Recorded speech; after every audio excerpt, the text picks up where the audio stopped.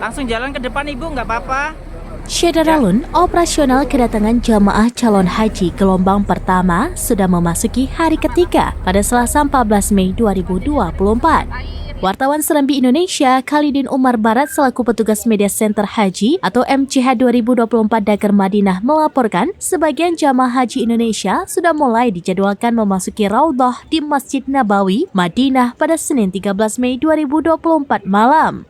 Kegiatan ziaratun Nabi atau berziarah ke makam Nabi Muhammad SAW, jamaah tidak perlu mendaftar lagi melalui aplikasi nusuk yang dibuat oleh pemerintah Kerajaan Arab Saudi. Pasalnya, kebijakan masuk ke Raudhah tersebut dapat menggunakan dua prosedur masing-masing nusuk atau tasreh. Untuk itu, jamaah calon haji Indonesia tidak perlu khawatir karena mereka akan dapat masuk ke Raudhah secara berombongan. Dalam hal ini, Kementerian Agama atau Kemenak Republik Indonesia sudah memfasilitasi para jamaah untuk bisa datang ke Raudhah makam Nabi.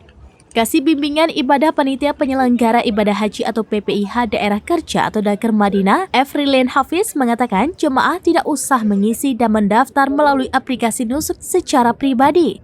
Tercatat ada dua kelompok terbang atau kloter dari Surabaya atau SUB dan Palembang atau PLM yang sudah masuk ke Raudhah sejak pukul 2 waktu Arab Saudi.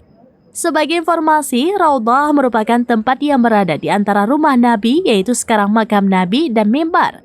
Luas dari arah timur ke barat sepanjang 22 meter dan dari utara ke selatan 15 meter.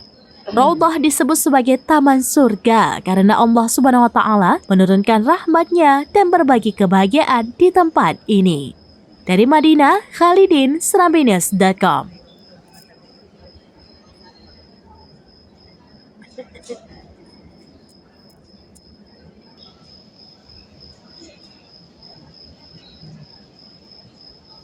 Download Tribun X sekarang, menghadirkan lokal menjadi Indonesia.